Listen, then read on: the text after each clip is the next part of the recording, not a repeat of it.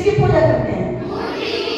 मूर्ति की पूजा नहीं करते। दो बातें समझ लो आप। जब हम जाते हैं मंदिर में तो हर आदमी जब मंदिर में जाता है तो इस भावना से जाता है वो किसकी पूजा करने जा रहा है? ईश्वर की। किसकी पूजा करने जा रहा है? ईश्वर की। और ईश्वर तो एक है। अच्छा, किसी ने ऐसा अभी तक दुनिया में किसी को ऐसा मंदिर देखा है जिस मंदिर का नाम हो ईश्वर का मंदिर? किसी ने चिन्ह देखा है? नहीं। क्यों नहीं देखा? क्योंकि जितने मंदिर मिलेंगे वो राम का मंदिर मिलेगा, योगराज कृष्ण का मंदिर मिलेगा, आपको हनुमान जी का मंदिर मिलेगा, अनेक देवी देवताओं के मंदिर मिलेंगे, परंतु आपको ईश्वर का मंदिर कहीं मिला नहीं। क्यों? क्योंकि ईश्वर का कोई आकार ही नहीं है। तो ईश्वर का आकार नहीं है तो फिर उसकी मूर्ति भी नहीं बन सकती। तो अब आपको मान लीजिए ईश्वर को, आपको आपके ऊपर ईश्वर का उपकार है, आपको ईश्वर के प्रति प्रातःकाल सायंकाल परमात्मा को आपको धन्यवाद करना है, कृतज्ञता व्यक्त करनी है। तो ये बताओ, एक व्यक्ति वो है जो ईश्वर के लिए पूजा करने जाता है मंदिर में, ठीक है, लेकिन वो जब तक मंदिर में रहता है तब तक तो उसका मन बहुत शुद्ध रहता है, पवित्र रहता है, भयभीत रहता है, क्योंकि वहां पर बहुत बड़े वाक्य लिखे रहते हैं ना। क्या लिखा रहता है? चोरी करना मना है। वहां पर लिखा होता है ना, अच्छे अच्छे बात होते हैं, वहां पर लिखा होता है मदिरा पीना मना है। यानी कोई भी बुरा कार्य करना मंदिर में क्या होता है?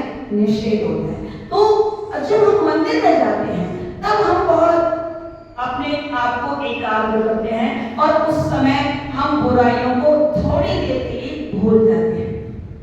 लेकिन फिर जैसे ही वहां से बाहर आते हैं, मंदिर के बाहर आते हैं और फिर वही बुराइयां करने लगते हैं। तो अब उस ईश्वर की ऐसी हम पूजा करेंगे तो हमारा जीवन तो अच्छा नहीं बन पाएगा। हमारा जीवन कब अच्छा बनेगा? जब हमारे मन में ये बात बैठी होगी, ईश्वर, मेरे साथ बोलो, ईश्वर एक है। बोलो, ईश्वर एक है। ईश्वर सर्वव्यापक है। ईश्वर सर्वव्यापक है। सर्वव्यापक का अर्थ है कि वो सब जगह व्याप्त है, समाया हुआ है, कण कण में विराजमान है। और ईश्वर सर्वज्ञ है। और क्या विशेषता ईश्वर की? सर्वज्ञ का मतलब वो सबके भीतर बाहर की बातों को जानता है। सर्वज्ञ का मतलब क्या है? बातों को जानता है। यदि आपके मन में मान लीजिए दो विद्यार्थी, एक बहुत होशियार है क्योंकि वो परिश्रम करता है, और एक आलसी है, प्रमादी है, लेकिन वो उतना होशियार नहीं है। क्यों?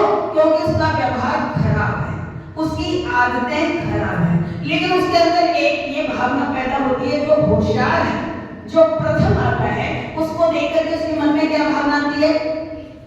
ये भावना नहीं आती कि ये कैसे प्रथम आती है, मैं भी इतनी मेहनत करूं, मैं भी प्रथम आ सकती हूं। ये भावना नहीं आती, बल्कि क्या आती है? अरे ये कैसे प्रथम आ जाती है? मतलब ईर्ष्या की भावना। तो कई बच्चे जब साथ में रहते हैं तो क्या करते हैं? फिर हमने कई बच्चों का व्यवहार ऐसा देखा है, वो जो अच्छे बच्चे होते हैं उनके लिए प्रॉब्लम क्रिएट कर देते हैं। जैसे उनके नोट्स को चुरा के रख लेंगे, कहीं फाड़ देंगे, कहीं कुछ कर देंगे, यानी वो क्या करते हैं? समस्या को जन्म देते हैं। लेकिन जो ईश्वर भक्त होगा वो समस्या को जन्म देने वाला होगा या समस्या का समाधान करने वाला होगा? क्यों करेगा? क्योंकि वो जो लड़की ऐसा व्यवहार करती है, जो दूसरों को प्रॉब्लम दे रही है, वो ईश्वर को सही रूप में जानती नहीं है। लेकिन जो व्यक्ति आर्य रामिना है वो ये जानती है, उसे ये बताया गया है, उसे ये पढ़ाया गया है। क्या पढ़ाया गया? क्या बताया गया?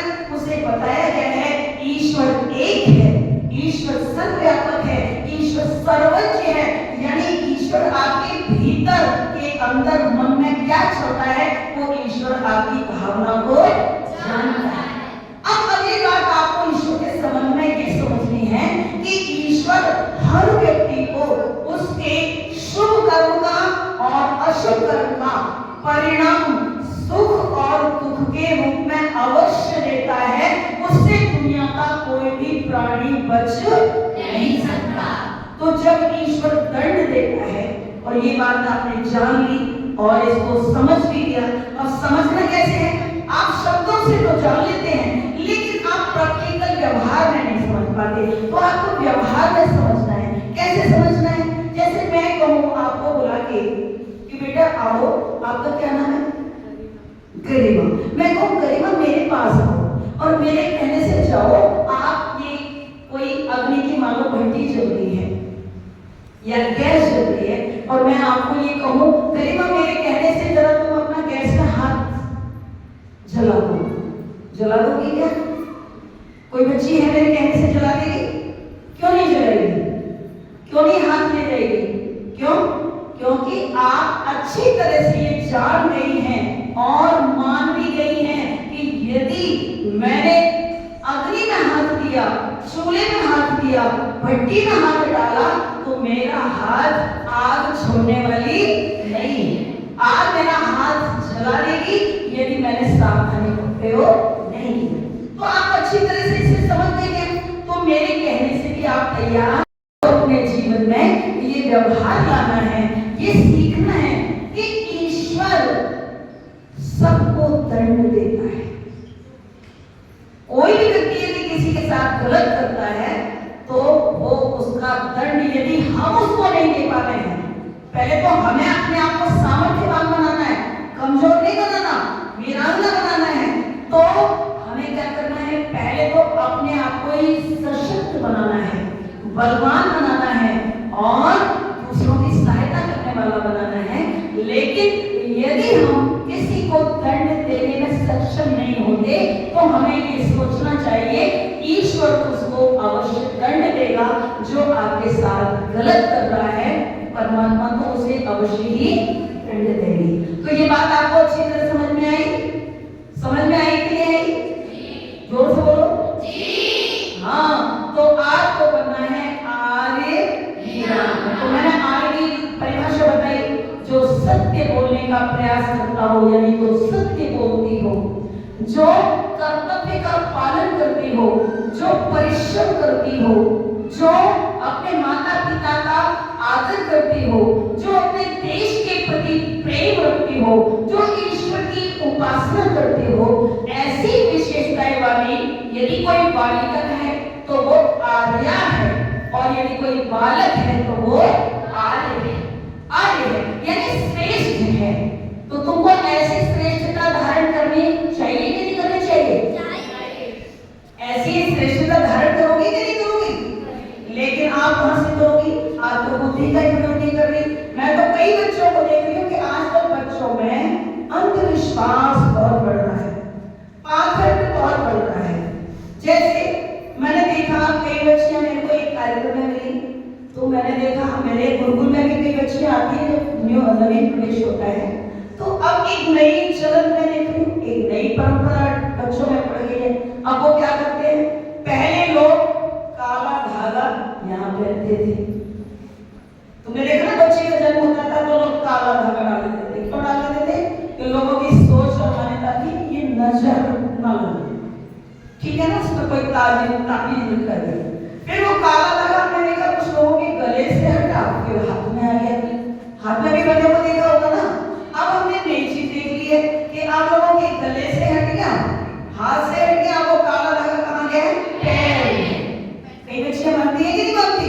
अच्छा, आपसे पूछा जाए ये धागा क्यों पहनती है, तो एक भी बच्ची उत्तर नहीं दे पाई।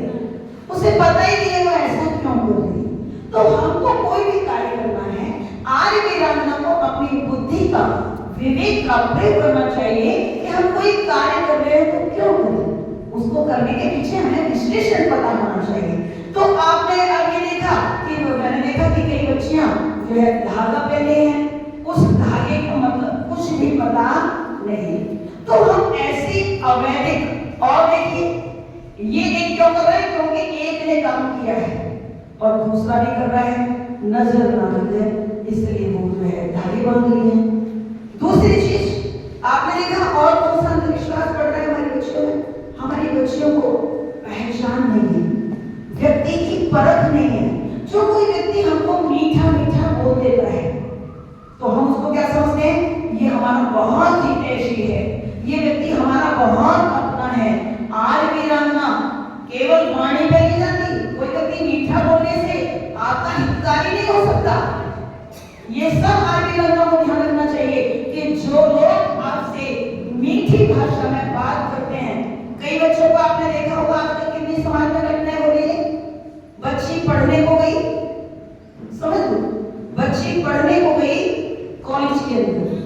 और कॉलेज के अंदर क्या उसने देखा? जब वो कॉलेज के अंदर जाती है घटना में, तो मैं ये देख रही हूँ मेरे सामने समाज में ऐसी घटनाएं आ रही हैं, क्योंकि आजकल को एजुकेशन सिस्टम चल रहा है, लड़के लड़कियां साथ साथ पढ़ रहे हैं, तो अब वो बच्चे कुछ भी अपने जीवन का हित अहित नहीं समझ पा रहे हैं। और अभी लेटेस्ट मैंने ऐसी कई घटनाएं व्यवहार रूप में देखी हैं। वो बच्चियां क्या करती हैं, 13 वर्ष की कोई बच्ची है, 14 वर्ष की कोई बच्ची है, माता पिता आपको फोन इसलिए दे रहे हैं कि आप सही सलामत है कि नहीं, उनकी कुशलता आपको मिल रहे हैं। लेकिन बच्चे क्या कर रहे हैं, बच्चे माता पिता को गुमराह कर रहे हैं, उनको जानकारी नहीं दे रहे हैं। तो हमने देखा एक मंदिर पर लड़की आई और साथ में लड़का भी आया। आयु कितनी होगी? दोनों नाबालिग हैं। और दोनों क्या करने आए जी? दोनों का पता चला कि वो शादी कर रहे हैं। आप सोचो कि जिस व्यक्ति ने आपसे मीठी मीठी बात कर दी है, आपको थोड़ा कुछ कहलाने के लिए खाने पीने का या आपको सामान गिफ्ट कर दिया है, तो आप अपने जीवन को, तो एक ही बच्ची का मैं नाम नहीं बताऊंगी, हमारे हाथरस जनपद की घटना है। तो पता है वहां पुलिस आ गई, एक मंदिर में ऐसे बच्चे शादी कर रहे थे और वो लड़की माता पिता को कुछ भी नहीं पता था। माता पिता गुमराह बेचारे को सोच रहे लड़की गई है कॉलेज में और माता पिता को पता नहीं, और लड़की कहाँ चली गई? लड़की को लेकर के और वहां जाके क्या कर रही है? मंदिर में जाके शादी कर रही है। तो आज भी लड़ना ऐसा काम करेगी क्या? नहीं। माता पिता का दिल दुखाएगी क्या? नहीं। माता पिता का नाम रोशन करना है। और याद रखिए, जो माता पिता का दिल दुखाएंगे बच्चे, वो कभी जीवन में प्रसन्न नहीं हो सकते।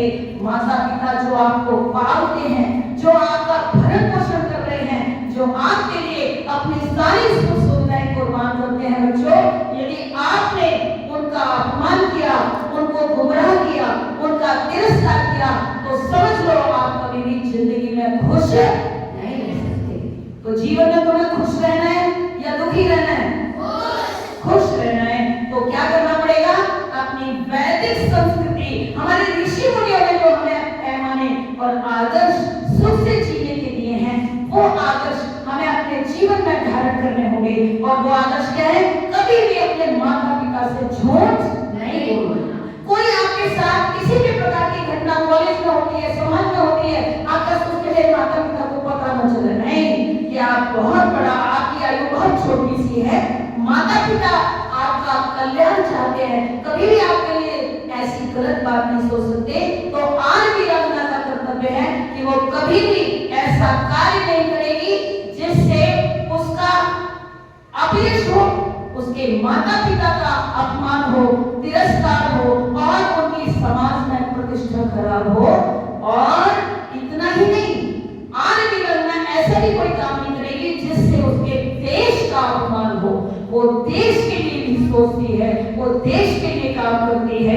आज भी रंजना वो होती है जो अपने कर्तव्य का पालन हर जगह करना जानती है। अपने जीवन के लिए उसका क्या कर्तव्य है, माता पिता के लिए क्या कर्तव्य है, गुरुजनों के लिए उसका क्या कर्तव्य है, समाज के लिए उसका क्या कर्तव्य है और देश के लिए उसका क्या कर्तव्य है, वो सारे पहले अपने कर्तव्यों को जानने का प्रयास करती है और उनको अपने जीवन में पालन करने का प्रयास करती है। तो ऐसी आर्य वीरांगनाएं आपको बनाना है। तो मेरे साथ बोलो, आर्य वीरांगनाओं जागो, आर्य वीरांगनाओं जागो, आर्य वीरांगनाओं जागो, आर्य वीरांगनाओं जागो, देश की श्रेष्ठ महिलाओं एक हो जाओ, देश की श्रेष्ठ महिलाओं एक हो जाओ, देश की श्रेष्ठ महिलाओं एक हो जाओ। तो हम क्या करेंगे? अपने जीवन को कैसा बनाएंगे? सोए वतन को जगाना होगा और सीता सी खुद को बनाना होगा। कहां तक सुनाए हम अपनी कहानी को? भूलेगा अंग्रेज कैसे झांसी वाली रानी को? जौहर गौरव को अपने बचाना होगा और सीता सी खुद को बनाना होगा। आप सोच सकते हो महारानी लक्ष्मीबाई कितना बाल विवाह हो गया और बाल विवाह हो जाने के पश्चात भी कितना वीरता थी उसके अंदर, कितना साहस था उसके अंदर, कितनी बड़ी देश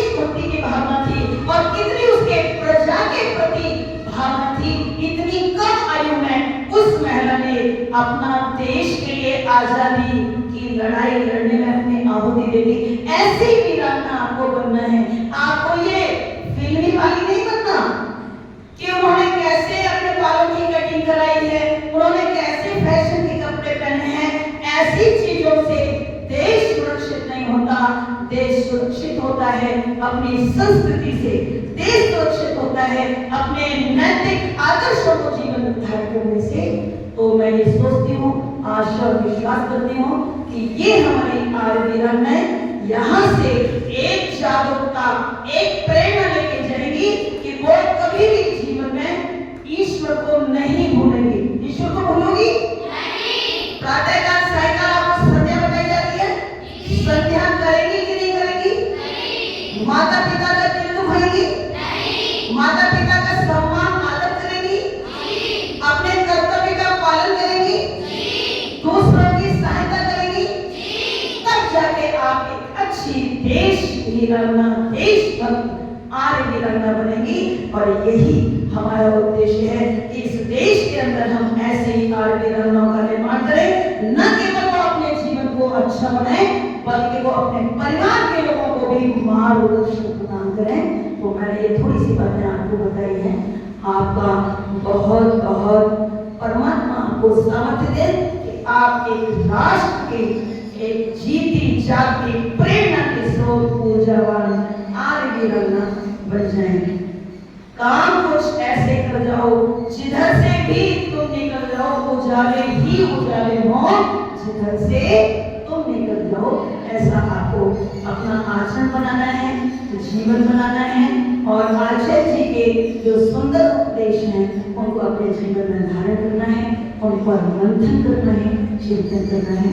तो ये थोड़ी सी बातें मैंने आपके लिए कही हैं। मुझे आशा और विश्वास है कि सभी बालिकाएं हाथ उठा करके जरा मुझे समर्थन करेंगे कि मेरी बातों पर वो चिंतन करेंगे कि नहीं? जरा हाथ उठा करके बताइए। सभी बच्चियां करेंगी? जी, बहुत अच्छी है हमारी। एक बार वीर ताली अपने लिए बजा दीजिए। बहुत